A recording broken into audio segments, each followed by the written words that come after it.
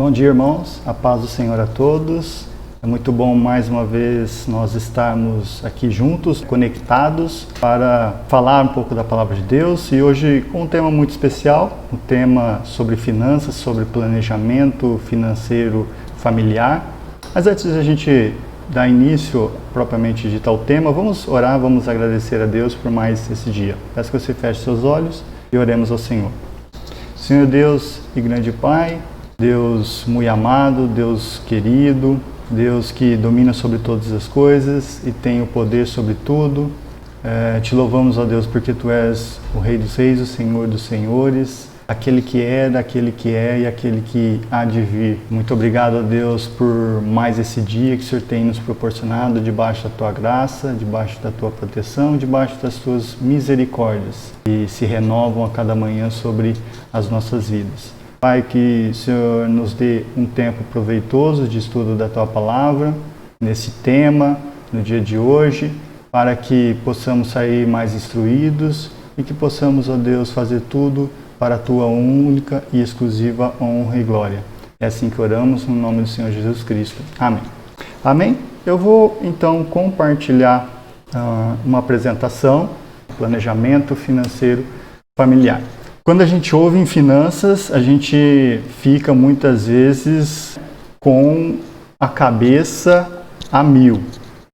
Um assunto muitas vezes é um bicho de sete cabeças para muitas pessoas, algo que é muito complicado, algo muito complexo e que na verdade não precisaria ser dessa forma, né? Esse slide não está errado. Palestra sobre saúde será numa próxima oportunidade com um profissional específico, especializado sobre o assunto, mas quando a gente ouve falar em finanças, planejamento familiar, planejamento financeiro, as pessoas acham muito complexo e na verdade não precisaria ou não deveria ser dessa forma. E hoje a gente quer então tratar junto com os irmãos a respeito desse assunto, desse tópico e trazer então algumas verdades bíblicas a respeito desse assunto, o assunto de finanças, tá bom?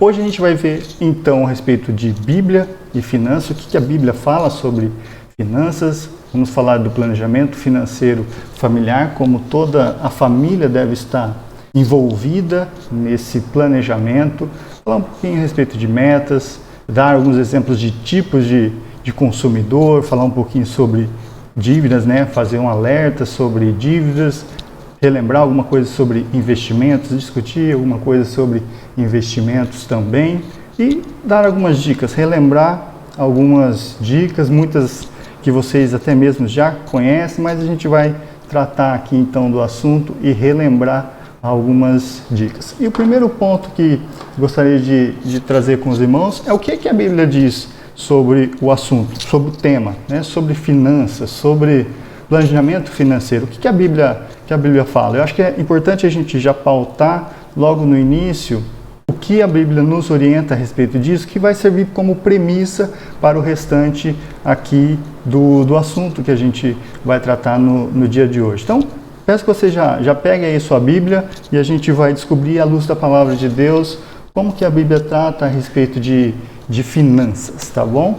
O primeiro ponto que eu acho super importante que a Bíblia fala é que tudo pertence ao Senhor. A gente tem vários textos na Bíblia, né? O Salmos 24 fala que o Senhor é a terra e a sua plenitude, o mundo todo, né? Todos os que nele habitam. O Salmos 89, no verso 11, também fala que Teus são os céus e Tu é a terra, ó Senhor, e tudo que o Senhor fundou, tudo pertence ao Senhor. O Ageu 2,8, que é um versículo muito conhecido, né? Do Senhor é a prata e o ouro. A ideia é essa, tudo pertence ao Senhor. E o segundo ponto, tão importante quanto, nós somos mordomos. Nós não somos os donos, nós somos mordomos. O que vem a ser isso, né? O que é um mordomo? Eu fui procurar no dicionário o que significa, né, ser um mordomo. Mordomo é nada mais que um administrador de bens, um administrador dos dons, habilidades, recursos.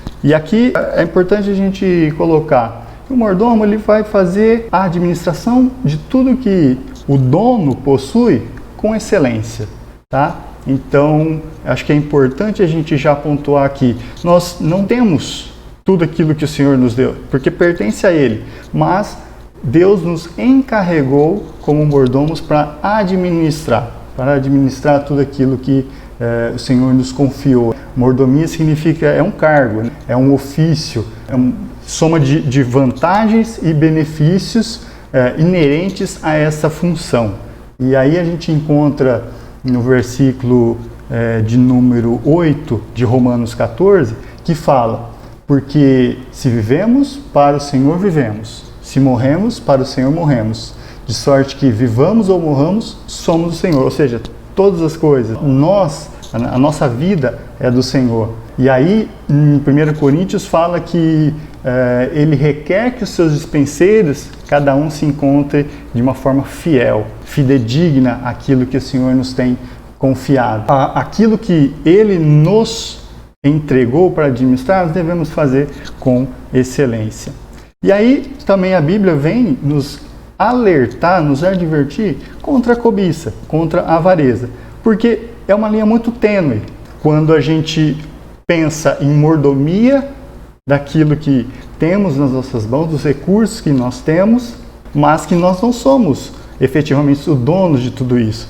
E aí quando a gente ultrapassa essa linha, a Bíblia vem nos advertir contra a cobiça, contra a avareza, contra querer possuir isso, e isso tomar conta ou tomar o lugar de Deus na nossa vida. Isso pode ser algo muito nocivo, pode ser muito prejudicial. E aí a gente relembra então a parábola, né, do rico insensato, que ele não sabia onde ia guardar toda a riqueza que ele tinha produzido naquele ano, naquela safra, e ele pensou, né, então eu vou construir celeiros ainda maiores, vou estocar o máximo que eu puder, porque eu vou acumular e aí vem então e surge o questionamento: mas e se você morrer amanhã? O que vai acontecer? O que vai ficar? Então, essa vem a ser a indagação, essa vem a ser o pensamento. Então, acho que essas são 3 premissas básicas que a Bíblia nos orienta a respeito de finanças. A primeira, tudo pertence ao Senhor. E nós aqui somos mordomos, né? Nós somos administradores daquilo que o Senhor nos confiou. A uns pouco, outros mais, outros muito mais, mas cada um conforme aquilo que Deus nos proporcionou. E aí a Bíblia também nos adverte contra irmos além, ultrapassarmos aquilo que o Senhor tem reservado para nós, né, com relação à cobiça e à avareza também, tá bom? Então deve haver aí sempre esse equilíbrio das riquezas terrenas e a questão espiritual. O próximo ponto que eu gostaria de passar muito rapidamente é a respeito do dízimo, tá bom? O dízimo, eu gosto de falar que é um direito de todo cristão, não é nem um dever, né? Eu gosto de falar que é um direito.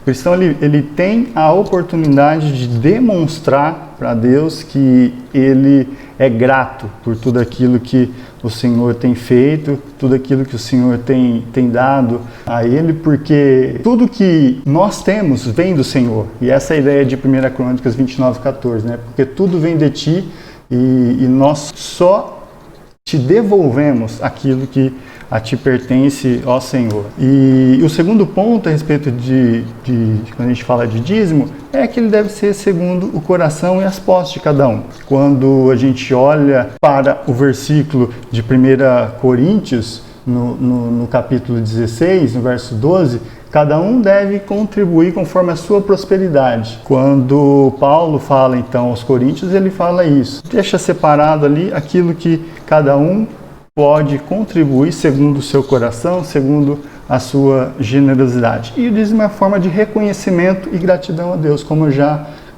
comentei. Cada um contribua segundo o seu coração. Cada um conforme o dom da sua mão, conforme a bênção que o Senhor tem dado a cada um. Isso que fala em Deuteronômio 16, no verso 17.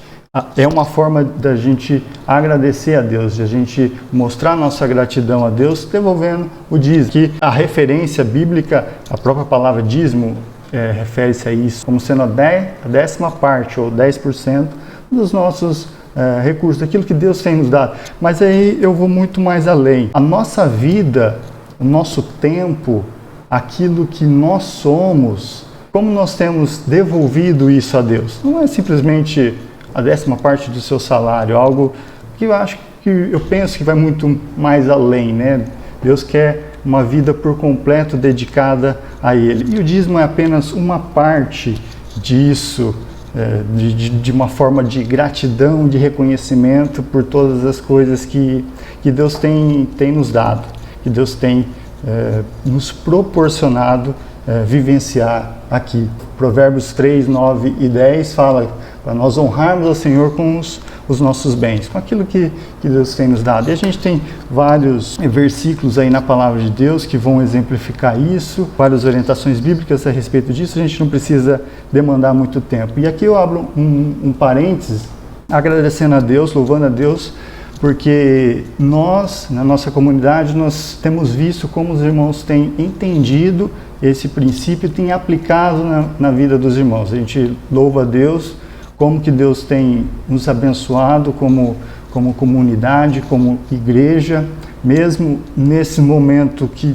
muito adverso, nós louvamos a Deus, por exemplo, por não fecharmos nenhum mês negativo, né? Algo que Deus tem nos proporcionado, tem suprido as nossas necessidades, e eu entendo que Deus tem suprido as necessidades de cada um também, no seu lar, na sua casa, e isso se reflete na igreja. Então nós podemos agradecer a Deus, reconhecer aquilo que Ele tem feito nas nossas vidas através dos dízimos e ofertas. É algo muito, muito bom, muito prazeroso, e deve ser dessa forma, não deve ser diferente. Então a gente louva a Deus por cada vida de cada irmão que tem entendido esse princípio da palavra de Deus, e tudo que fizemos, que possamos fazer para a glória de Deus. É isso que diz 1 Coríntios 10, 31. Vamos entrar então mais aprofundadamente em planejamento financeiro familiar. E aqui eu trouxe alguns recortes de algumas matérias que eu achei bastante interessante por esses dias. Uma pesquisa aí da Agência Brasil revela que 58% dos brasileiros não se dedicam às próprias finanças, ou seja, não está nem aí. Então, mais da metade dos brasileiros não se envolve muito. Possivelmente acha muito complicado, algo muito complexo, e acabam não se aprofundando no assunto ou não se dedicando às próprias finanças. Algo que pode ser muito prejudicial. Outra pesquisa do SPC Brasil revela que 46% dos brasileiros não controlam o seu orçamento. E aí eles citam que falta de disciplina, esquecimento, não tem tempo, são as principais justificativas para esses entrevistados. A maioria deles, né, um número bem expressivo, não consegue fechar o mês com dinheiro sobrando. Sobra mês e falta salário. Quando a gente fala em planejar, né, um planejamento financeiro familiar, a gente está falando de desenvolver um plano mesmo, né, de projetar, de traçar algo com intenção, com objetivo. Como que você administra o seu dinheiro? Como que você faz essa organização orçamentária aí na sua família? E nessa tarefa todos os membros devem estar envolvidos. Talvez isso é algo muito complicado, e até nessas pesquisas aqui revela isso, que as pessoas não conseguem então ter essa disciplina, não conseguem ter o tempo dedicado para isso, e aí acaba se complicando na vida financeira, e aí sim tendo muita dor de cabeça. Quando a gente olha para esses números, a gente fica realmente alarmado. 6 em cada 10 brasileiros admite que nunca ou somente às vezes dedicam tempo às atividades de controle da vida financeira. 6 em cada 10. Olha só, 17% dos consumidores, segundo essas pesquisas, eles recorrem ao cartão de crédito, ou cheque especial, ou até mesmo o dinheiro emprestado para conseguir quitar as contas aí até o final do mês. E esse número sobe para 24% entre os mais jovens. Olha só que interessante. A pesquisa ainda vai além. Fala que somente 3 a cada 10 brasileiros procuram dicas sobre gestão financeira. Olha, somente 3 a cada 10 brasileiros. E somente 17% participam de cursos, palestras ou se envolvem no assunto de aprender a administrar o próprio orçamento. Ou seja, 1 a cada 5 pessoas. Então, se você tiver 5 pessoas aí na sua casa, você vai olhar para cada uma delas, apenas uma, segundo a pesquisa, na média, se interessa pelo assunto ou vai aprender a administrar o próprio orçamento. E se a gente já está aqui nesse dia de hoje, se você está ouvindo esse vídeo no dia de hoje, você já é um privilegiado, já se sinta dessa forma, porque você vai estar absorvendo um pouco mais de conteúdo e saindo muitas vezes na frente de muitas outras pessoas que não têm esse nível de informação. E aí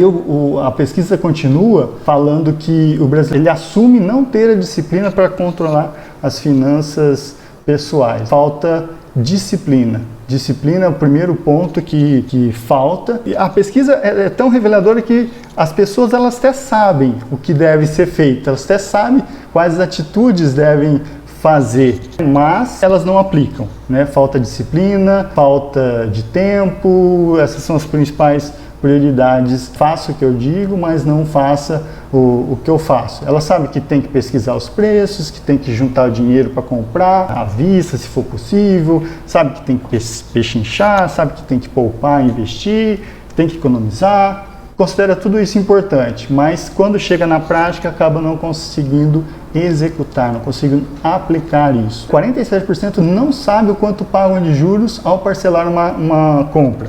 A gente preparei um slide aqui que vai dar algum exemplo, uma calculadora online para a gente descobrir quanto de juros que está embutido naquilo. Muitas vezes nós não sabemos, nós nem notamos, né? Está tão encoberto ali numa compra que a gente vai fazer e isso acaba consumindo ou custando muito mais do que deveria, muito mais do que a gente poderia pagar. Fica difícil terminar o mês. A pesquisa ela finaliza falando assim, fica realmente muito complicado terminar o mês dessa forma. E quando a gente fala então planejamento financeiro, familiar, a gente fala de manter o controle, manter o equilíbrio. Os problemas financeiros nem sempre vão estar relacionados à falta de dinheiro ou pouco dinheiro que muitas vezes nós temos, que nós recebemos, as nossas receitas. Mas, às vezes, surge por causa do excesso de gastos que nós nos comprometemos, além do padrão de vida que nós podemos viver. Isso porque as pessoas muitas vezes gastam mais do que ganham e mais do que podem, né? E aí o grande segredo aqui é a capacidade de manter o controle dessas despesas, respeitando o padrão de renda da família, né? Não tentando fazer além do que nós conseguimos, né? Não dar o passo maior do que a perna. Provérbios 24:27, ele traz essa ideia para a gente, quando fala, prepara de fora a tua obra e aparelha no campo e então edifica a tua casa. Ou seja, se prepara, se planeja e então você executa a obra que você tem para ser feita. Quando a gente segue aqui falando então de educação financeira, não é apenas aprender a investir e ganhar dinheiro. O importante é, primeiro, controlar as ansiedades, evitar os desperdícios e resistir às tentações. E, por fim, planejar o uso do dinheiro. Então, esses 4 pontos são bastante importantes quando a gente fala da educação financeira. Nós devemos controlar as nossas ansiedades quando a gente quer comprar, quer obter, e isso pode ser muito prejudicial. Evitar os desperdícios. Muitas vezes nós compramos e ali perde porque o shelf life venceu, né? O prazo de validade expirou e aí a gente acaba perdendo ou estragando ou comprou naquele ímpeto e não serviu, não foi aproveitado, não foi útil para aquilo que a gente almejava. E o terceiro ponto, resistir a essas tentações. É algo que hoje em dia é como uma avalanche. Para todos os lugares onde a gente olha, a propaganda, as mídias, elas vêm com essa avalanche, tentando captar tentando captar a nossa atenção, captar o nosso dinheiro para o consumo, de uma forma geral. E aí é importante a gente ter então esse planejamento muito bem estruturado para o uso dos nossos recursos, do nosso dinheiro, tá bom? Quando a gente fala então em planejamento, definir as necessidades e planejar os gastos, considerando a renda disponível, é uma forma inteligente, uma forma bem esperta de começar a economizar. Uma coisa é certa, né? Dificilmente você alcançará os resultados diferentes fazendo sempre a mesma coisa ou do mesmo jeito. É possível que os resultados sejam sempre piores. Então, vamos tentar fazer diferente. Acho que a ideia aqui é a gente trazer à luz da palavra de Deus algumas informações, algumas instruções bastante importantes. Então, vamos falar de dinheiro.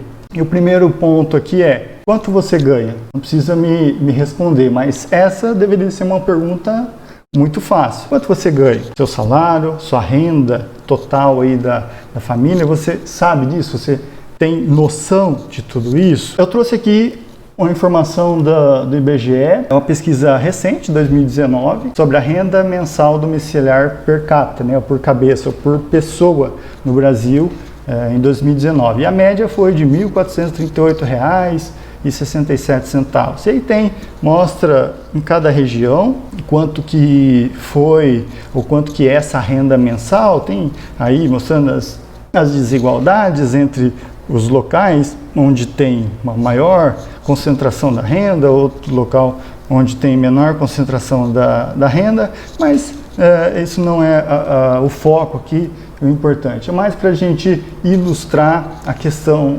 da renda mensal, da renda familiar, para que a gente possa então dar continuidade no nosso assunto aqui. E quando a gente pensa quanto você gasta, você já descobriu ali quanto você ganha. E agora, quanto você gasta? Você sabe me dizer quanto você gasta exatamente do seu dinheiro, dos seus recursos, tintim por tintim? Quanto que você gasta? Quando a gente fala nesse planejamento familiar, esse primeiro passo é avaliar os ganhos e os gastos e colocar isso numa balança. E ela deve estar de uma forma equilibrada, de modo que as receitas elas superem as despesas. As receitas, tudo aquilo que nós recebemos como família, elas têm que estar um valor acima de tudo aquilo que nós gastamos, daquilo que nós consumimos. Se tiver essa balança de uma forma desequilibrada, aí é complicado. E aí já vem uma primeira dica aqui importante: anotar todos os ganhos e todos os gastos da família. Algo bastante importante quando a gente fala em planejamento. Eu gosto bastante dessa frase: tudo que é medido pode ser controlado. Eu lembro que quando eu estava trabalhando na cidade de fora, estava viajando, né, para Matão, eu ia com o veículo no começo da semana e voltava no final da semana. Em algum momento eu tive um probleminha ali na bomba de combustível e ele não estava marcando, né, não estava controlando corretamente o medidor ali do combustível. E como que eu fazia então para tentar amenizar essa situação? Antes de viajar, que eu ia passar a semana toda lá andando com o veículo, eu não tinha aquela confiança de que o medidor estava marcando certo. Então, antes de viajar, eu já abastecia o carro por completo, porque eu não tinha aquela segurança que, se tivesse sendo medido corretamente, eu teria um maior controle. Então, eu fazia essa estratégia para tentar corrigir isso. E muitas vezes isso pode estar acontecendo aí na sua vida familiar, no seu planejamento familiar. Você acaba não medindo aquilo que você gasta, os seus consumos, e aí você tem que controlar ou contornar de uma outra forma, buscando outras alternativas de fonte de renda ou de captação de recurso para suprir, para cobrir um cheque especial, uma dívida, e aquilo pode se tornar uma bola de neve. Então, aquilo que é medido, ele pode ser controlado. É mais fácil de nós controlarmos isso na nossa vida financeira. Então, vamos lá. Receita. O que são essas receitas? São salários do chefe da casa, todas as pessoas que estão ali. Importante, planejamento familiar envolve todas as pessoas, tá bom? Acho que isso é bastante importante. Outros benefícios, como vale alimentação, transporte, se recebe aluguéis, outros ganhos diversos, fez um bico ali, fez uma venda, enfim, diversas fontes. Isso deve entrar no pacote que a gente chama de receitas. Tudo aquilo que a gente capta ali de recursos durante o mês. Quando a gente vai então para despesas, o que são as despesas? A gente tem algumas classificações de despesas. A gente pode entrar em despesas fixas, aquelas que têm o valor constante todos os meses. É uma mensalidade, é um aluguel, você sabe durante aquele ano, tem aquele contrato que você vai então pagar aquilo todos os meses. E tem as despesas variáveis. Apesar delas estarem todos os meses dentro do orçamento, elas podem alterar o seu valor. No supermercado, esse mês eu gastei um pouco mais, no mês que vem gasto um pouco menos e assim por diante. A água, luz, telefone, tem algumas despesas eventuais, material escolar, um mês aí que acaba tendo que gastar na farmácia, uma manutenção no carro, na casa. Outras despesas adicionais como viagens, roupas, calçados, isso são que a gente chama de pacote das despesas dentro do nosso orçamento familiar, é onde o dinheiro ele vai. E aqui já começa a ficar bastante complicado, né? A gente começa a ver, nossa, quanta coisa que está sugando o meu dinheiro. E aí eu fui buscar dentro do próprio material aí que a Serasa disponibiliza para a gente o método 50-30-20. É uma referência, né? Uma espécie de recomendação como deveria manter-se um orçamento equilibrado. E aí eles mencionam que 50% do nosso orçamento deve estar alocado em despesas fixas, 30% nas variáveis e 20% de uma forma de poupar, tá? Não necessariamente a poupança, a gente vai falar um pouquinho mais à frente de investimentos, mas 20% na forma de poupar. Esse, teoricamente, seria um orçamento equilibrado. E quando a gente fala dos 20% de poupar, é aquela reserva de investimento, reserva de emergência, aquele investimento. E é interessante que a gente vê esse material, né, que os estudiosos eles se debruçaram para fazer isso, e aí a gente vê lá na Bíblia. Recentemente passei por essa passagem lá quando fala de José lá no Egito, quando teve o tempo de fartura e depois o tempo que haveria de vir de muita fome. O faraó então nomeou lá o José como governador, administrador de todos os bens, e José, instruído por Deus, falou: no momento que a gente está vivendo aqui de fartura, nós vamos reservar 20% daquilo que nós temos, daquilo que nós conseguimos com as nossas colheitas, para que possa nos suprir futuramente. Olha só, a palavra de Deus, muito antes de qualquer estudo científico, já mostrando, dando o caminho para a gente a respeito de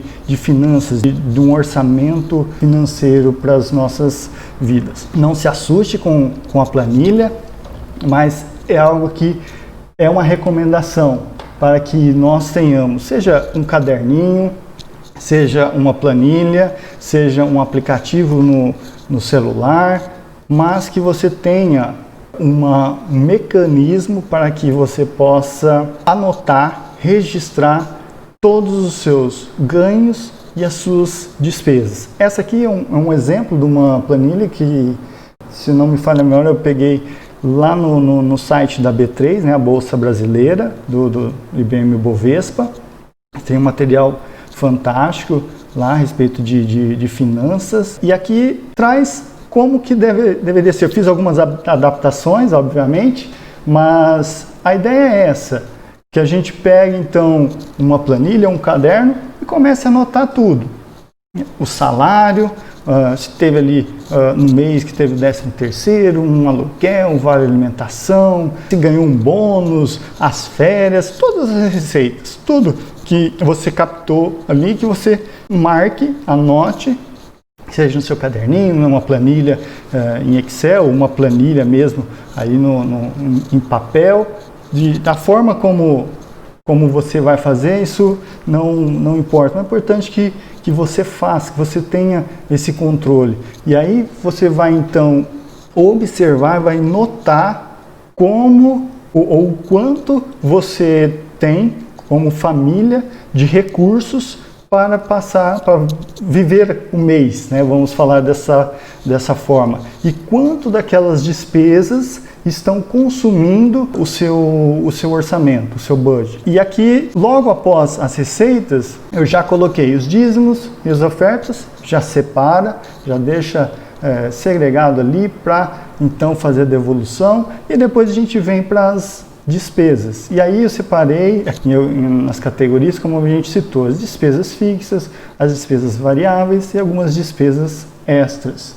Aqui a gente tem as despesas fixas, ali tem consórcio que está fazendo da casa, o seguro da casa, na parte de transporte tem ali o seguro do carro, passagem que gastou de ônibus, na questão de saúde, o plano de saúde, educação, o curso que está fazendo, a faculdade, o idioma, os impostos, importante, né? Agora o mês de janeiro, muitos impostos, aí a gente acaba se perdendo um pouco nesse quesito. Então, está lá o IPTU, IPVA e vários outros impostos. Anuidade da categoria profissional vai entrar aqui dentro também. Outros impostos, esse está no grupo de despesas fixas. E aí depois a gente vai para as variáveis, dentro do contexto de habitação, água, luz, telefone, o celular, a internet, por aí vai. Transporte, gastos com combustível do veículo que anda ali o mês todo, alimentação, supermercado, padaria, o açougue, na área de saúde, os medicamentos que porventura possa ter ali dentro daquele mês. Alguns cuidados pessoais também entram nessa categoria ali. Tem lá o futebol, cabeleireiro, gastos com academia e algumas despesas extras. Muitas vezes podem acontecer dentro do mês, com saúde, com hospital, manutenção, prevenção da casa, do carro, teve ali que fazer algum reparo dentro daquele mês, entrou aqui então dentro dessas despesas extras, material escolar e por aí vai. A lista, você pode se adaptar, pode montar ali seu caderno, seu planejamento de acordo com a sua realidade. Acho que essa que é importante. Você talvez não precisa segregar aqui por tópicos, mas é importante que você administre isso com controle. Lembra, tudo que é medido pode ser controlado e você vai conseguir adotar essas medidas de controle e economia dentro do seu orçamento, tá bom? Confira aí seus extratos bancários, se for necessário. Você tem materiais na internet também, que caso você queira pegar alguns modelos, né, de planejamento, de orçamento, eu peguei 2 sites que eu acho que é bastante legal aqui, do idec.org, poderia citar, e do FUNCEF. Você pode ali dar um Google, dar uma pesquisada, tem bastante material na internet, veja aquilo que mais útil, mais apto para a sua realidade, ou você mesmo monte o seu planejamento, tá bom? O IBGE, ele trouxe recentemente também, e essa é bem recente mesmo, outubro de 2020, qual que é o peso mensal, né, o percentual dos grupos de produtos e serviços dentro da cesta de produtos do orçamento familiar, do orçamento brasileiro. E aí a gente olha que o maior índice aqui, o maior peso está com alimentação, acho algo muito básico, não é verdade? Aqui o azulzinho bem escuro, com mais de 20% relacionado à alimentação. O segundo colocado, também com quase 20% aí, é questão de transporte, gastos aí com locomoção. Lembrando que aqui o PCA, né, o Índice de Preço ao Consumidor do IBGE, ele faz uma pesquisa, então, diversas localidades do Brasil todo. Então, talvez para algumas localidades não faça muito sentido, mas para outras um pouco mais, então pode ter essa variação, tá bom? Depois a gente tem aqui habitação, saúde, por aí vai. E olha que interessante, as despesas pessoais, elas chegam até 10%. Olha só que interessante. Cuidado com os pequenos gastos, eles podem arrasar seu orçamento sem que você ao menos perceba. E outras despesas diversas, especialistas falam que podem chegar até 3%. De 3 em 3 a coisa vai indo, vai sumindo o dinheiro, a gente chega no final do mês, nossa, mas onde que foi tudo isso e a gente não sabe. Então, aquele passo que a gente já falou ali de você ter esse controle, trazer tudo anotado, ter essa disciplina para anotar, vai te elucidar, vai te evidenciar onde está sendo alocado os seus recursos, em quais despesas você está tendo um custo maior, um gasto maior e quais aquelas que você talvez teria uma oportunidade de reduzir, controlar ou minimizar. Lembre-se, o importante é termos um equilíbrio.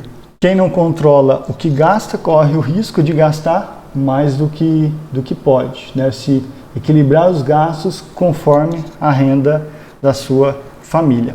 O que a Bíblia fala a respeito de elaboração de orçamento é bastante interessante. Lucas 14, 28 fala: pois qual de vós, querendo edificar uma torre, não se assenta primeiro a fazer as contas dos gastos para ver se tem com que acabar? Ou seja, planejar antes de executar. O planejamento é fazer os planos, é o orçamento realmente das coisas.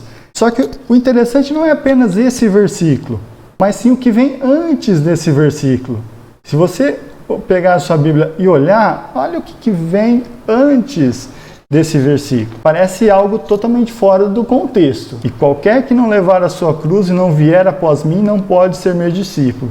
Pois qual de vós, querendo edificar uma torre, não se assenta primeiro a fazer as contas dos gastos para ver se tem com o que acabar? Parece que são dois assuntos totalmente diferentes, mas está dentro do mesmo contexto, dentro do mesmo assunto. E gostaria de destacar que não apenas levar a cruz, parecendo que questão de finanças é como se fosse algo penoso. Não. Mas eu gostaria de destacar a questão de discípulo, de fazer aquilo que o mestre manda, de trazer a ideia de disciplina para nós. Acho que esse é algo importante que a Bíblia aqui nos mostra. Nós temos a disciplina para planejarmos, para organizarmos o nosso orçamento, fazer as nossas contas, para que possamos passar o mês de uma forma inteligente, de uma forma sadia, e conseguir chegar então dentro do mês ali, do próximo mês, sem ter nenhum aperto. Importante que você defina metas. Defina quanto que você quer poupar. Tenha objetivos. Quais são os seus objetivos? Você quer realizar um sonho? Você está pensando em aposentadoria? A educação dos filhos, para comprar a casa própria? Qual que é essa extensão desse projeto? É daqui a 6 meses, daqui a 1 ano, daqui a 5 anos, daqui a 10 anos? Então você vai precisar estabelecer essas prioridades. E é importante você poupar e guardar algum dinheiro para algum imprevisto, até mesmo para a realização desse sonho. Se você deixar para guardar só o que sobra, provavelmente você nunca vai começar. Então, é importante que você tenha essa disciplina de alocar parte dos seus recursos, os recursos que você recebe ali como família, para que você já aloque pensando no investimento, na realização desse sonho. O dinheiro que você ganha pode não dar para comprar tudo, mas pode ser o suficiente para comprar a maioria das coisas que você precisa. Então, definição de metas, mas seja bem específico mesmo. A meta ela deve ser específica, mensurável, atingível, relevante e temporal. O que significa tudo isso? Vou dar um exemplo bem prático, um exemplo de meta. Vou reduzir em 10% o consumo de energia elétrica no período de janeiro a julho de 2021. Olha só, bem específico. O que você está almejando? Eu vou reduzir o consumo de energia elétrica. Mensurável. Quanto? Vou reduzir em 10%. Essa vai ser a meta para a nossa família. É atingível? É atingível. Não adianta você falar, eu vou reduzir 90% da minha conta de energia elétrica. Comece com algo atingível, algo que você consiga mensurar. E tem que ser relevante, algo que seja importante. Faz sentido você tentar reduzir a sua conta de energia, sua conta de água e por aí vai? Acho que é algo que é interessante, faz sentido a gente fazer um esforço como família para tentar reduzir isso. Ela tem que ser temporal. O que é isso? Um prazo definido. Eu vou reduzir a minha conta de energia elétrica. Tá, mas e aí, quanto? Por quanto tempo? Qual vai ser o período que você vai tratar isso? Então, é importante que você consiga definir isso de uma forma muito clara. Se você não usar essa estratégia, dificilmente você vai conseguir ter clareza nessa meta que você está definindo aí, tá bom? E aqui é importante, todos na família devem participar. Não adianta uma pessoa falar, vamos reduzir a conta de energia, e aí nem todos dentro da casa estar com o mesmo foco. Então, é importante você ter a colaboração aí de todos devem estar envolvidos. J.K. Chesterton, ele fala que há duas maneiras, ele falou, que há duas maneiras de conseguir o suficiente. Uma é continuar a acumular mais e mais, a outra é desejar menos. Esse Gilbert Keith Chesterton, ele viveu aí no ano de 1974, 1936, ele foi um grande escritor inglês, um poeta, filósofo, jornalista, palestrante e teólogo. Ele é conhecido como o príncipe do paradoxo, e ele deixou essa frase muito emblemática. Há duas maneiras de se conseguir o suficiente. Uma é continuar a acumular mais, você captar mais recursos, mais renda. A outra é desejar menos. São duas vertentes, dois extremos que a gente deve, então, avaliar, tá bom? Quem lembra dessa propaganda? Propaganda ali da Natura, Make Be. Ela falava assim, não preciso, mas quero. Olha só que interessante a estratégia dessa propaganda. Não preciso, não estou nem precisando, mas eu quero. É algo que eu mereço, algo que é meu desejo. Eu nem estou precisando no momento, mas eu quero. E é isso muitas vezes que a estratégia ela vem trazer. Achei bastante interessante essa estratégia desse comercial que nos trouxe essa realidade. E aí a gente entra então nos tipos de consumidor. Quais os tipos que mais se enquadra com você? Você é aquele consumidor consciente, que não compra tudo que vê, planeja os gastos, pesquisa os preços, ou você é aquele consumista, compra por impulso, nem sempre compra o que é necessário, vai acumulando coisas que nem sempre vai usar, vai imitando os outros, aquele lá comprou, eu também vou comprar. Ou você é daquele consumidor compulsivo, gasta de uma forma desordenada, não está nem aí, com dívida, sempre vai estar com mais e mais dívidas. Compra para preencher, compensar decepção, está triste, vou lá e vou comprar. Tenta suprir alguma lacuna aí da vida, das frustrações, das decepções com a compra, tenta associar dessa forma. Precisa de ajuda para controlar os gastos, esse é o consumidor compulsivo, dependente do consumo e não admite que tem um problema. Então essa é a característica do consumidor compulsivo. E tem o alienado, aquele que não conhece nada, não sabe de nada, não pesquisa, não tem os objetivos claros, mas está lá comprando. E qual quadrante você está? Ou você momentaneamente está em mais um ou outro quadrante, em qual mais que se assemelha ao seu comportamento? Oniomaníaco, vocês sabem o que significa? Quem eu? O que é isso, É de comer? Mas isso é bastante interessante. Eu pesquisei, essa oniomania é um impulso patológico para comprar muita coisa ainda que seja desnecessário. É uma vontade incontrolável de comprar, sem absoluto critério, consciência da sua verdadeira necessidade e condição financeira. Ou seja, sabe aquelas pessoas que têm um impulso incontrolável de compra, algo que sai fora de uma realidade e ultrapassa os limites. É uma pessoa viciada em gastar. E gasta pelo simples prazer. É aquele consumidor compulsivo. E eu achei bastante interessante que 3% da população brasileira é diagnosticada com esse tipo de impulso patológico. Esse tipo de pessoa tem vontade de adquirir, mas não de ter. Olha que interessante. O que estimula essa pessoa, esse tipo de pessoa, é o ato de comprar e não propriamente o objeto comprado.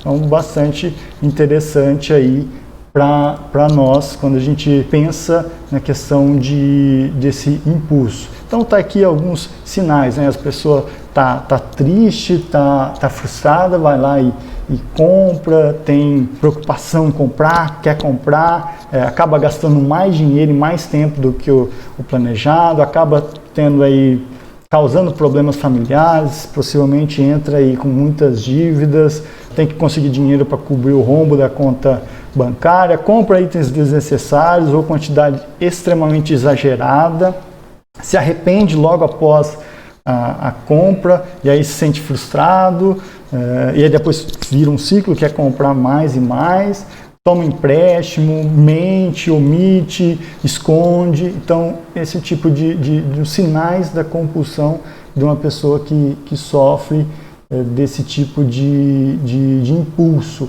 Ele muitas vezes não aceita que está com um problema, vai empurrando com a barriga, vai recorrendo ao cheque especial, os credores, por aí vai. E além disso, ele não consegue resolver o problema, né? Só vai agravando o problema. E aí a gente entra em algo mais profundo, que é os perigos do endividamento. E aí eu trouxe aqui o hábito da dívida. O que é o hábito da dívida? Primeiro compra, depois paga. Muitas vezes nem sempre consegue pagar. Mas esse é o hábito das pessoas endividadas. Primeiro compra, vai lá e compra, depois eu vejo como é que eu pago. Joga lá para frente, vai no cartão e por aí vai. As dívidas surgem quando as pessoas gastam mais do que ganham, é aquilo que ainda nem ganharam.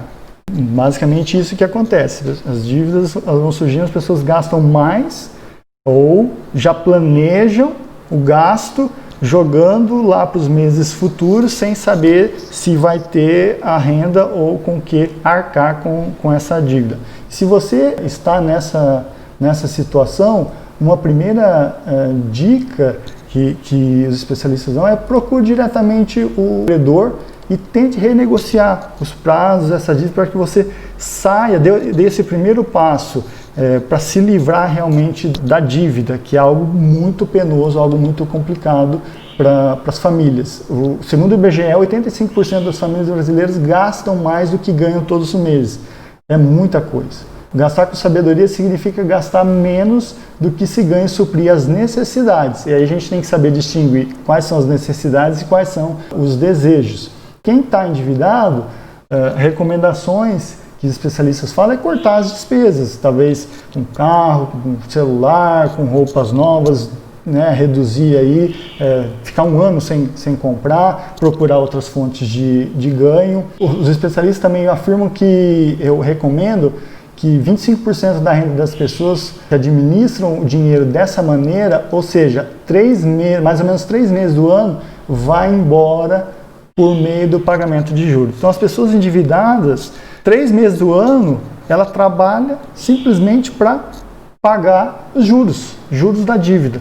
Então, olha só, um esforço que você faz e o dinheiro está indo para o ralo. Aí fica se pensando, nossa, mas eu não consigo sair desse lamaçal. Então, realmente, algo que chama atenção, que dá ali um alerta para nós.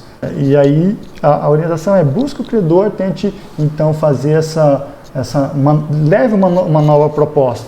Acho que é importante você que está nessa situação e está querendo realmente adequar, né, moldar esse seu orçamento, já leve uma proposta ao seu credor, seja o banco, seja algum outro credor, para que você consiga então se desvencilhar dessa dívida.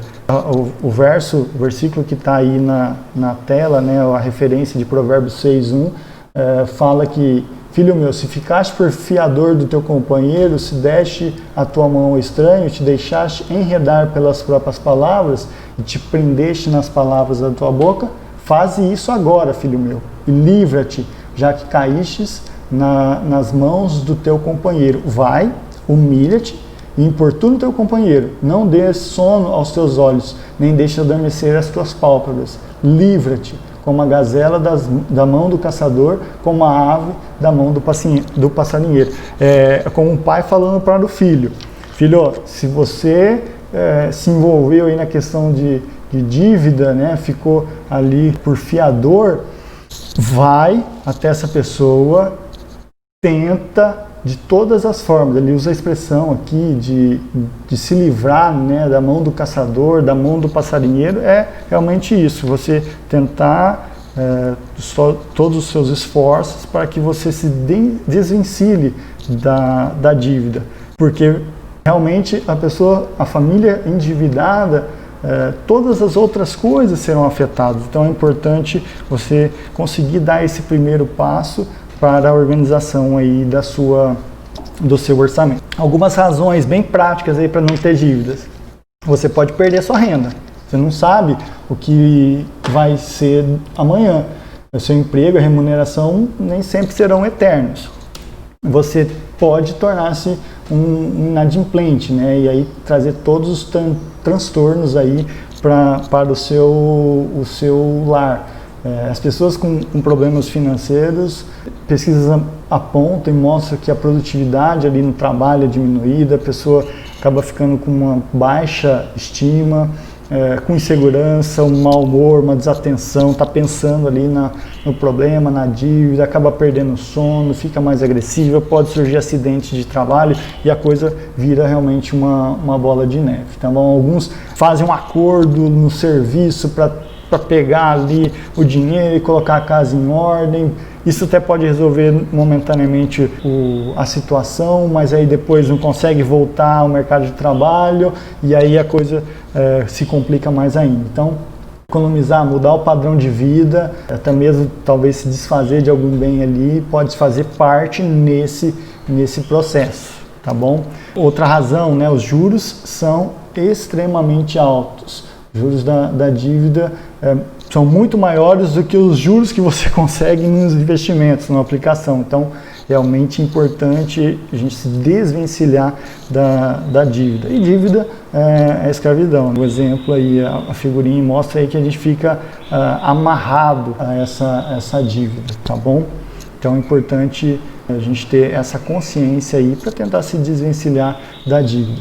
E aqui eu trouxe mais algum material falando que os brasileiros comprometem em média 29% com gastos de cartão de crédito. Isso é realmente assustador. Quase o fator do cartão de crédito compromete quase 1/3 do orçamento. E metade dos consumidores usa 2 ou mais cartões. Certamente o cartão de crédito é um dos principais vilões aí da questão de dívidas, quando a gente olha na questão dos orçamentos das famílias. Óbvio, até o economista, né, o Luiz Rabi, economista ali da Serasa Experian, ele fala que, se bem utilizado, o cartão é uma excelente modalidade de pagamento, que pode auxiliar na organização dos consumidores.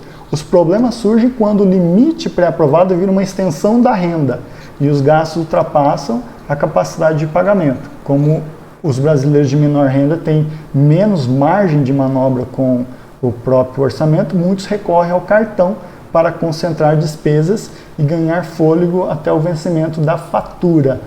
E aqui é realmente assustador, porque os juros do cartão de crédito, né, o rotativo, chega em média a ficar mais de 300% ao ano.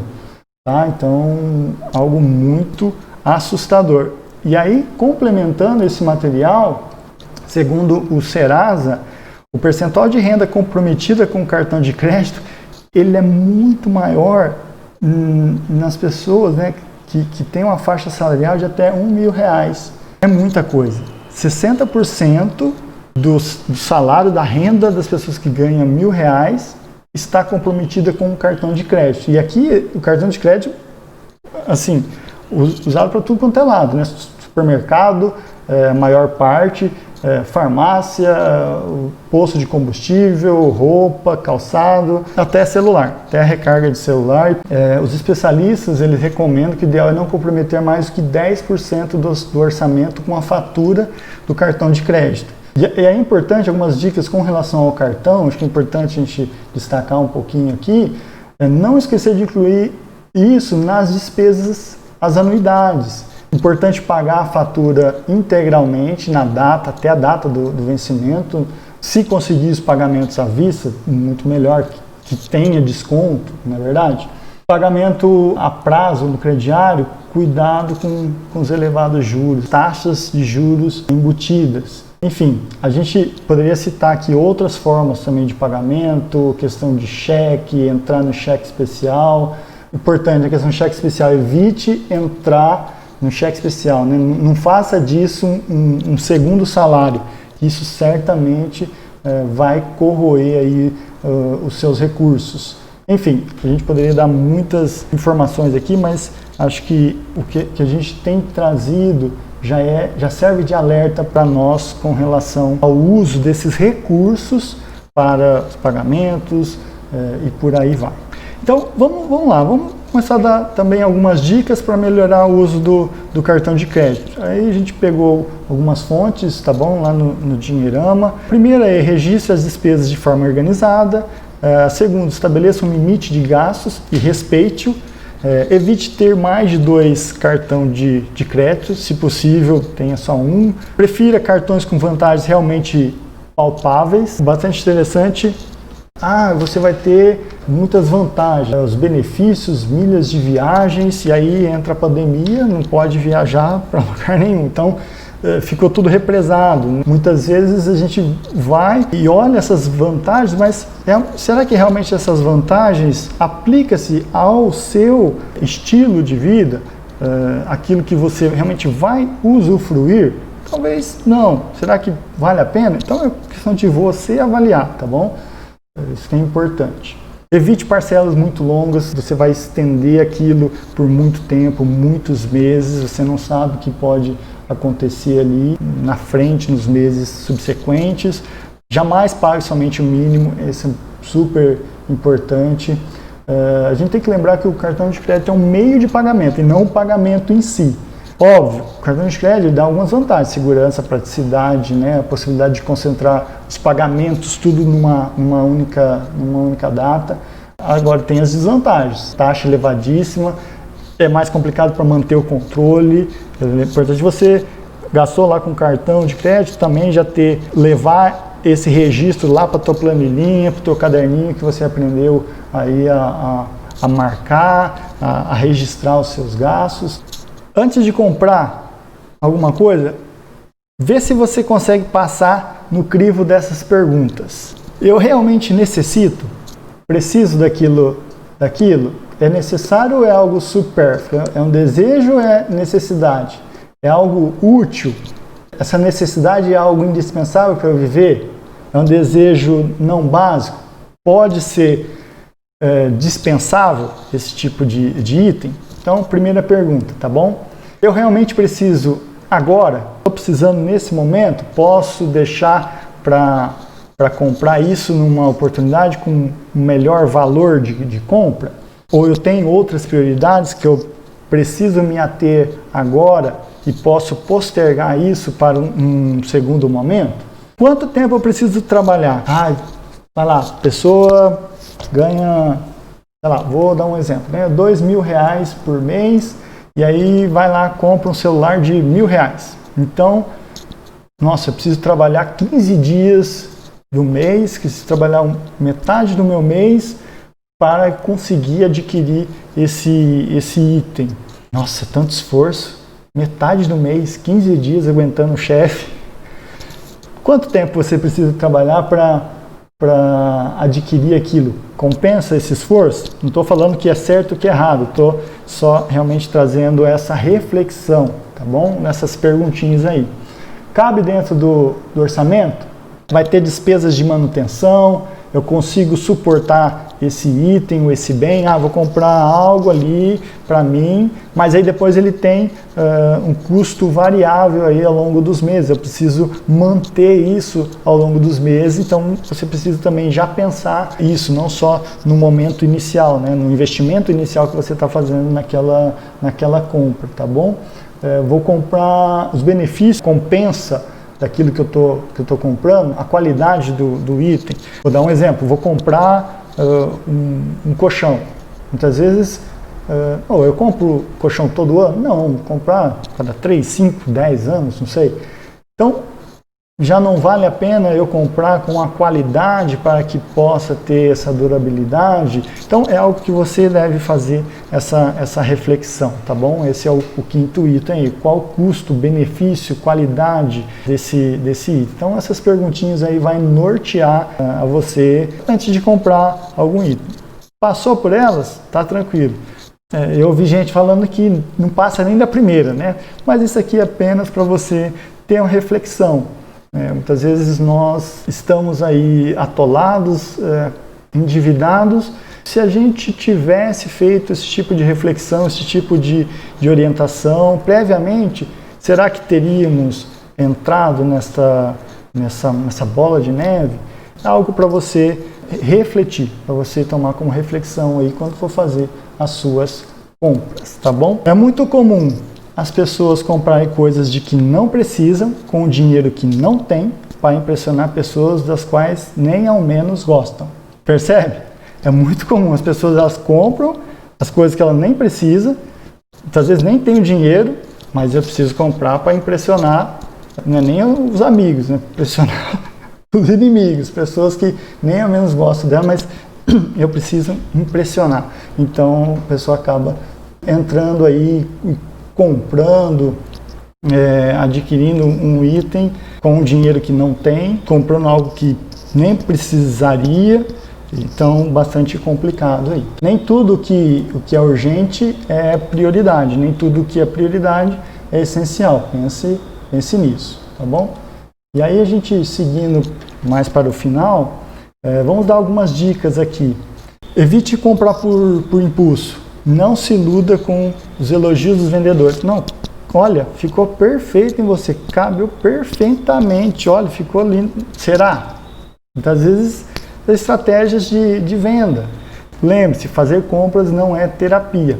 Outro ponto, aproveite as promoções, as liquidações. Nesses momentos que talvez o valor ali está um pouco reduzido, está mais atrativo. Pesquise, pechinche.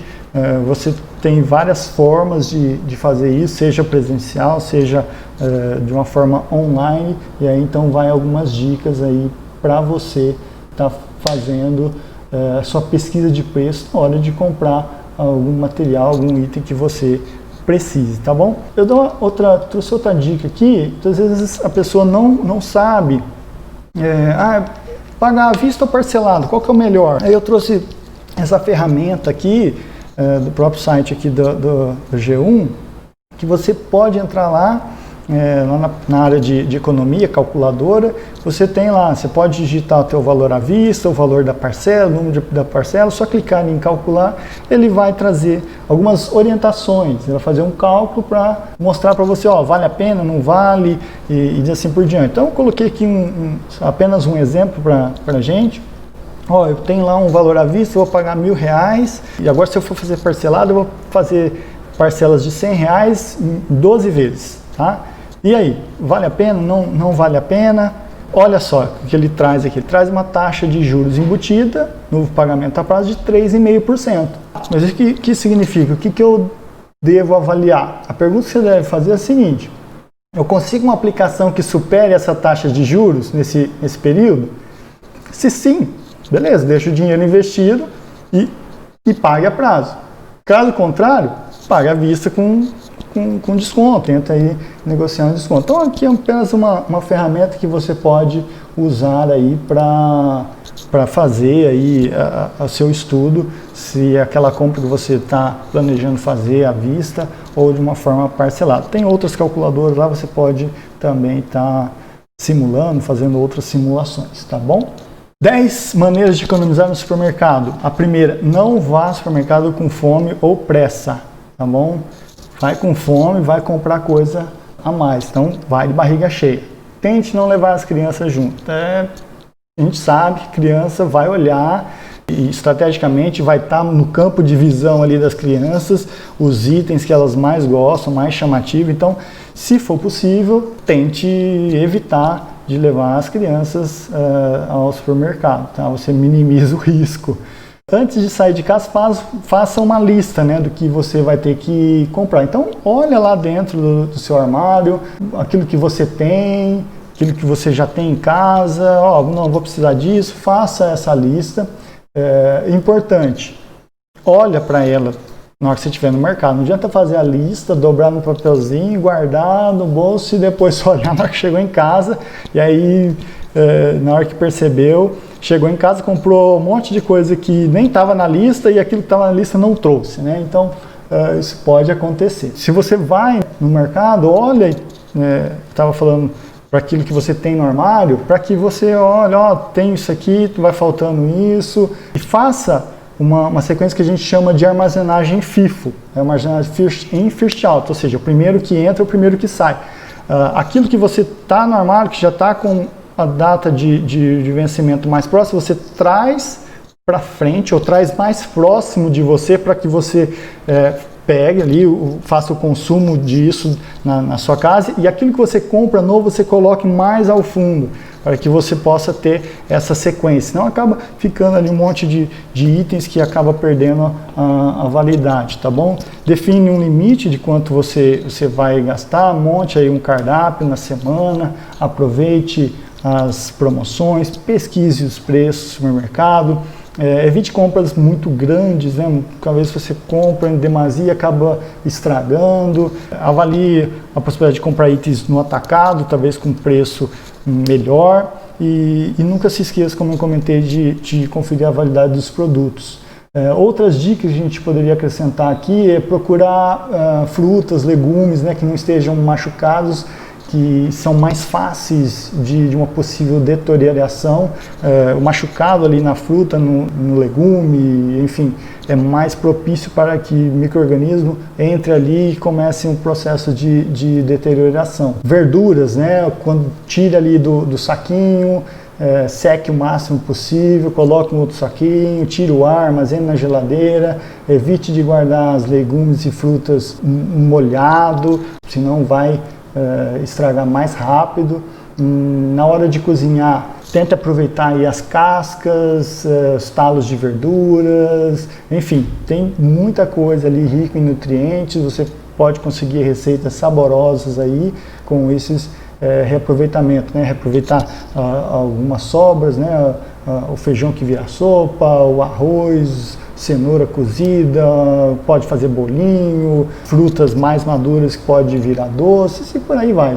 Poderia dar vários exemplos aqui, mas você com certeza tem muitos outros aí que poderia estar compartilhando também. Cuidado com alguns tipos de promoções que são para desovar estoque de supermercado. Pergunta, fica atento, né? Quem está na promoção? A marca ou o produto? E algumas sugestões compra a marca do supermercado. Talvez você vai conseguir um preço mais em conta. Cuidado com aquelas ilhas temáticas ou túnel até o caixa, né? Você vai no caixa, parece um labirinto. Você tem que passar e tem um monte de guloseimas e um monte de coisa que você tem que não olhar para os lados, né? Para chegar até no caixa ali e poder então pagar a sua conta. E é fato, hoje a gente consome mais do que o nosso planeta tem condições de repor. Então evite aí o desperdício, tá bom? Algumas oportunidades para economizar: apague a luz, se for possível pintar as paredes com cor mais clara, trocar as lâmpadas por lâmpadas de LED, junta aí as roupas sujas para colocar na máquina de uma só vez, acumule o máximo de roupas para passar. Se você tem a geladeira ali que precisa fazer o degelo com frequência, para não forçar demais o motor da geladeira. Na hora de dormir, tira da tomada aquilo que fica stand-by, mesmo que está só com aquela luzinha ali, está consumindo energia. Então são algumas dicas aí simples, né, para você poder fazer aí na sua casa e começar a aplicar na sua casa e talvez conseguir aí alguma redução, alguma economia. Na questão de passar roupa ali, começa com as roupas mais pesadas, deixa as mais simples para o final, que você pode até desligar o ferro na hora de fazer a passagem da roupa ali no final, porque ele já vai estar aquecido. A questão da geladeira, se for possível, na logística aí da sua casa, manter o fogão longe, não coloca a roupa lá atrás da geladeira, né? Só vai sobrecarregar o motor. Dá uma olhada na fiação da sua casa, se tiver fio desencapado, emendas mal feitas, certamente vai estar consumindo energia e você nem sabe de onde que está gastando tanto, não é verdade?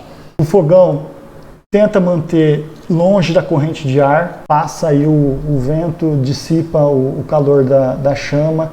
Outra dica, cozinhar com a chama fraca ou média. Alguns falam que reduz até em 50% o consumo. Aí você coloca ali a chama muito alta, você perde calor e consome o gás e por aí vai. Além de que você, com a chama mais equilibrada, você garante o melhor preparo aí dos alimentos sem destruir os nutrientes que neles existem, tá bom? Aquilo que for possível você mesmo fazer na sua casa, um serviço, você pode também estar fazendo e tentando aí alguma economia. Vamos seguindo aqui algumas oportunidades para economizar: fechar as torneiras, banhos rápidos, reutilizar a água, ficar de olho nas torneiras pingando e com vazamento de cano, e a utilização do celular aí com moderação.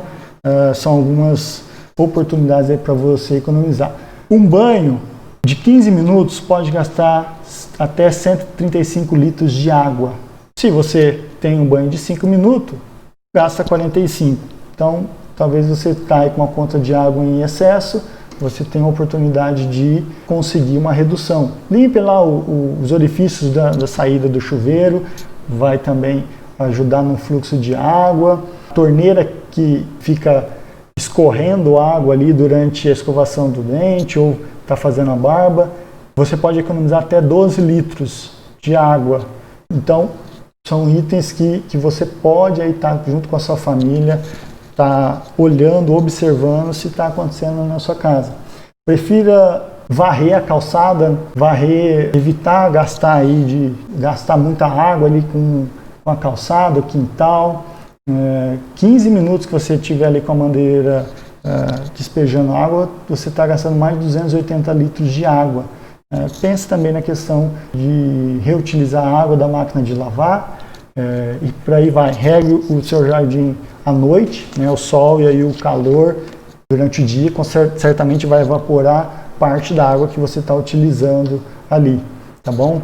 Aí tem muitos outros itens, né? Se você pode fazer talvez um exercício, ir de bicicleta ou ir um trajeto a pé, deixar o carro na garagem, faz um exercício. Então são algumas oportunidades aí para você estar economizando. Algumas orientações bem rápidas aos pais: resista à tentação de presentear o filho a todo momento, não estabeleça uma relação, se for bem na escola vai ganhar o dinheiro.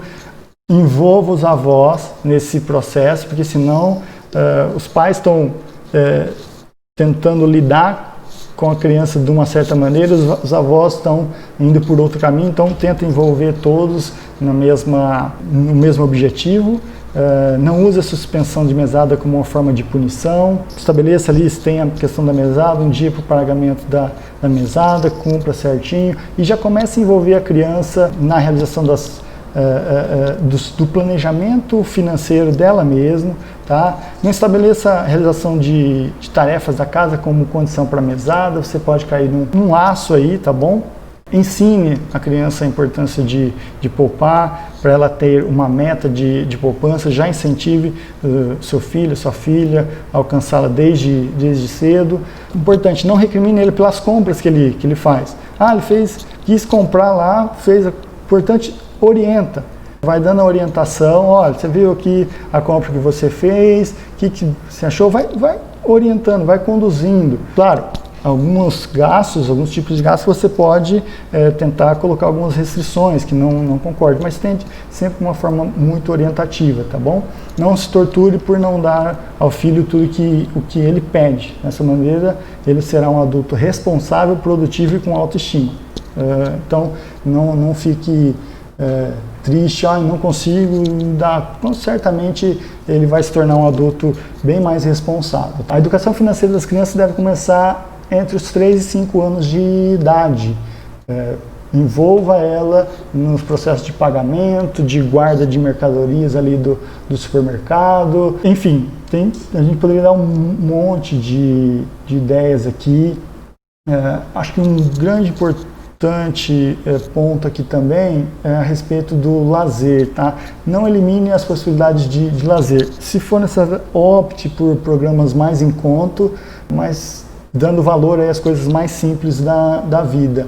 Talvez um parque, passear numa praça, um encontro familiar, até mesmo a prática de esporte aí, ao ar livre, mas não elimine totalmente a questão de lazer. Quando a gente pensa, orçamento, então eu vou cortar tudo no lazer. Não faça isso. Você vai perceber que você vai vai causar um estresse na família de uma forma desnecessária. Procure adaptar. Talvez você vai conseguir outros programas muito em conta sem perder aí os momentos de lazer, os momentos de diversão também, tá bom? Envolva toda a sua família dessa forma. E aí, por fim, a gente vai falar então de investimentos. A gente poderia ficar aqui horas e horas falando a respeito de investimento, mas essa não é a ideia. Qual seria a melhor opção de investimento, seja a casa, o dinheiro, uma aposentadoria, os estudos, ouro, enfim, a gente poderia estar falando ações, qual seria a melhor forma de investir. Mas o grande foco que a gente quer trazer à luz da palavra de Deus é esse realmente, não necessariamente a poupança em si, mas o ato de poupar. Ou o hábito da poupança, que é primeiro economiza e depois compra. Lembra lá do hábito da dívida? Primeiro compra e depois paga. Aqui já é diferente. O hábito de um poupador é primeiro economiza e depois compra. Junta o dinheiro e depois vai lá e compra e consegue aí bons recursos. A referência que eu trouxe quando eu falei lá de José está aqui, Gênesis capítulo 41. Nos períodos de escassez é importante a gente ser sábio para economizar, nos períodos de fartura, para que a gente possa ter uma reserva de emergência. Os especialistas recomendam que a gente tenha isso para suprir de 3 meses a 1 ano. Isso aí vai depender muito da sua família, do que você estabelecer. Como que seria isso? Você vai avaliar então quanto que você gasta mensalmente e você vai ter aquele valor reservado de forma que você possa suprir ali 3 meses, 6 meses, 1 ano. Muitos especialistas falavam em 6 meses de reserva de emergência. Aí entrou a pandemia, muitos já falaram, 6 meses já não foi suficiente. Talvez teria que ser 1 ano. Aí vai a sua avaliação. Quanto que você vai então querer estipular para ter a sua reserva de emergência para uma eventualidade que porventura possa vir a acontecer. Isso é importante para trazer essa segurança para a sua família. Óbvio, a nossa segurança, a nossa confiança vai estar depositada em Deus. Mas é importante que a gente tenha, lembra, nós somos administradores. Se a gente faz uma boa administração dos nossos recursos, tem ali a forma muito bem equilibrada de ter os nossos recursos, de ter a nossa reserva de emergência, mesmo que aconteça algum momento ali que seja mais complicado em algum mês, a gente pode socorrer aquele valor ali, aquela reserva que a gente montou, sem ter nenhum aperto, depois a gente já consegue já retomar o nosso equilíbrio e por aí vai. Então é importante a gente ter sabedoria. Quando a gente olha para esse gráfico aqui, eu trouxe realmente só para exemplificar, há anos atrás, 4, 5 anos atrás, a gente tinha uma taxa de juros, a taxa Selic, né, que é a taxa que norteia aí as aplicações, em níveis de mais de 14% ao ano. Então era muito fácil a gente ver o nosso dinheiro render mais de 1% ao mês. Hoje já não está tão simples assim. Hoje a gente tem a taxa de juros definida a 2% ao ano, os valores mais baixos aí da história. E aí você vai, nossa, mas parece que meu dinheiro não está rendendo nada. E realmente não está, né? Se você tem o seu dinheiro ali na poupança, ele vai estar rendendo 70% desse valor, ou seja, 1,4% ao mês, não, ao ano. Então são 0,12%, praticamente 0,12% ao mês. Se você tem ali seu dinheiro no CDB e busca o índice do CDI, você vai estar recebendo 1,9% ao ano. Então, realmente hoje está muito mais complicado e talvez a gente tenha que buscar outros tipos de investimento para que a gente consiga ter rentabilidade diferente do que a gente já está acostumado. E aí você tem uma infinidade, a gente não vai trazer aqui quais opções seriam melhores ou não, renda fixa ou renda variável, você vai então poder ver aquilo que mais se aplica à sua realidade, ao seu perfil como investidor. Mas a recomendação inicial é que realmente você tenha uma reserva de emergência e a partir dali você possa pensando nesse tipo de investimento. Obviamente, na renda fixa você vai ter uma menor rentabilidade, com uma segurança um pouco maior, e se você optar por uma renda variável, né, fundos de investimento, ações e por aí vai, você pode ter uma possível, não garantida, maior rentabilidade, principalmente no longo prazo, mas com uma segurança menor, tá bom? Então, e aí você vai, junto com a sua família, definir aquilo que você quer buscar aí de investimento para vocês. E aí, muitos também citam algumas formas extras, né, de você aumentar a sua renda nas horas vagas. E aí a gente tem uma lista aqui de formas de você estar fazendo, aumentando a sua renda extra. Eu recomendaria você primeiro fazer todo o passo que a gente falou até então. Organizar as suas finanças, olhar para tudo aquilo que você tem, de recursos, de renda, aquilo que você está gastando nas suas despesas, e faz um bom balanço, uma boa avaliação. E só depois você vai avaliar se realmente você precisa demandar em mais de uma renda ou trabalhar mais tempo para conseguir os seus objetivos. Talvez antes de pensar ou buscar outras fontes de renda, aplique as orientações que a gente forneceu até o momento. Se ainda assim, com os cortes de gastos supérfluos, não for possível alcançar o equilíbrio, aí sim você busca as fontes de renda extra. Mas não se sobrecarregue. Cuidado com a avareza, com a ganância. Administre bem a sua vida, os seus recursos, o seu tempo, o seu corpo, tá bom? De forma geral, seja diligente nos seus negócios, seja zeloso, cuidadoso. Provérbios, o livro todo, ele traz bastante informação a respeito disso, para que a gente possa trabalhar com mão diligente, para que a gente possa enriquecer, mas não enriquecer com as riquezas terrenas, mais do que isso, né? A gente não ter uma mão displicente. Lembra, nós somos mordomos, nós somos administradores, fazer tudo com empenho. Se a gente quer buscar um melhor investimento para os nossos negócios, para os nossos recursos, que a gente faça com o propósito de louvar a Deus, de ser tudo para a glória de Deus. Não estou fazendo para eu mesmo, para minha satisfação própria. Não, eu estou fazendo porque eu quero fazer o melhor e fazer o melhor para Deus, tá bom? só toma esse alerta, né? A gente não colocar nossa confiança nas riquezas, nos negócios, aprender sempre a depender de Deus, procurar fazer sim o melhor, conquistar o melhor, mas com o objetivo de fazer tudo para a glória de Deus e não para a nossa satisfação. E aí, como finalização, para a gente ajuntar principalmente o nosso tesouro no reino dos céus, é o que diz Mateus 6, 19 e 20.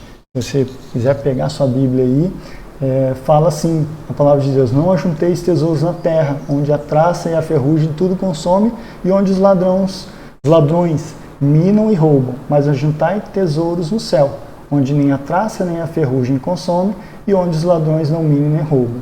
De tudo que a gente falou, aqui é importante realmente a gente administrar os recursos que Deus tem nos dado, mas a gente tem que estar sempre em mente isso. Isso aqui, esse mundo é passageiro, isso aqui não é eterno.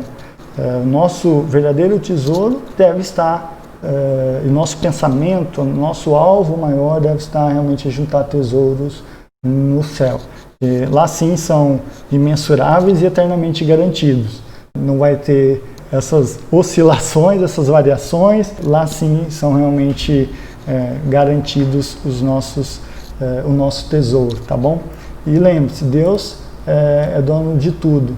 1 Crônicas 29, 11 e 12 fala isso, porque teu é tudo quanto há nos céus e na terra. Deus é dono de tudo. E para nós, o que cabe a nós? Você quer ser próspero? Qual que é a galinha dos ovos de ouro?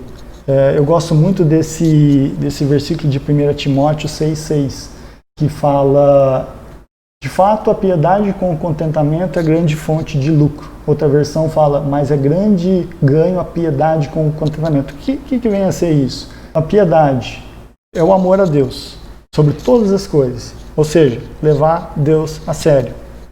Esse é o primeiro foco de todo cristão.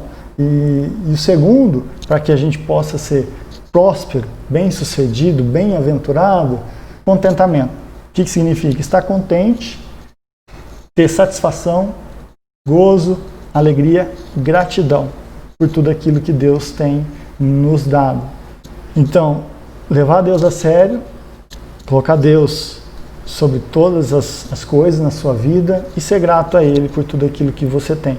Administre bem todos os recursos. A ideia aqui que a gente quis trazer à luz da palavra de Deus é essa: a gente poder administrar aquilo que Deus nos deu, mas que possamos ser ricos, ser prósperos com essa riqueza, com o contentamento que Deus coloca no nosso coração por todas as coisas que Ele nos tem dado. Seja grato a Deus, demonstre o contentamento e tudo que você empreender, faça sempre o melhor, busque o melhor para a glória de Deus, tá bom? Assim eu encerro esse material falando aí sobre finanças, sobre planejamento financeiro familiar. Aqui estão algumas das referências que a gente usou durante essa palestra, tá bom? Que você possa ter sido abençoado com esse material, espero que tenha sido útil para você e sua família, e que nós tenhamos aí um ano próspero, abençoado por Deus, que você possa aplicar à luz da palavra de Deus, possa organizar junto com a sua família o seu planejamento financeiro familiar, e que Deus possa continuar abençoando a sua vida e a sua família. Fiquem todos na paz do Senhor, que Deus abençoe a todos e até uma próxima oportunidade.